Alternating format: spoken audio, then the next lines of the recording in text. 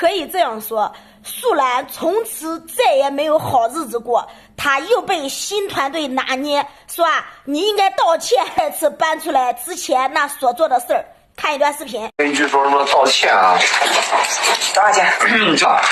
我看到了。骂啥该骂，对不对嘛？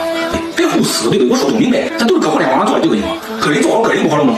我如果再骂我对他不愿意。对呀，他我给冲我。是呀，他咋不讲不在那啥？如果在搁直播间骂我给他不愿意。我认不清这事儿啊，毕竟这个年纪吧，眼神不好了。就是说实在，我们要感谢别人，我们要感谢别人，因为别人大家不认识我们，更不存在说谁接手或者什么挖墙脚，值得感恩。比我们早一天迈入互联网不在一起了，那都过去式。这段视频看完，给我们一个非常清晰的概念，就是素兰从此她的好日子再也没有，她被新团队拿捏了哈，只是一个利用的工具。你们觉得是不是？你看这新团队这男的说啥意思？说公屏上又有网友说素兰应该道歉。你看素兰一听这个话，那脸色就一沉，道啥歉？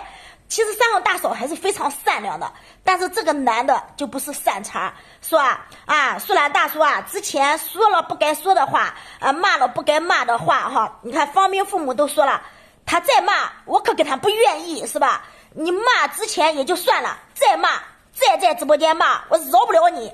你看素兰说我看不清字儿，其实装糊涂他不敢反驳新团队。这个男的啥意思你知道吧？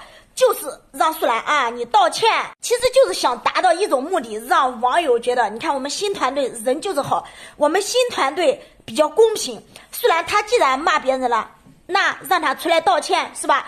道了歉，我们人设得以提升，我们人设好了，我们还怕什么没有流量呢？只要有了流量，我们还怕什么不赚钱呢？只要赚到钱了，还要素兰干什么呢？所以素兰变成了一个摆人设的这个工具，所以素兰从此再也没有好日子了，他也不敢反抗，让他干啥他干啥，再也没有之前盛气凌人，动不动黑个脸。你看素兰他还敢，他不敢，好日子一去不复还。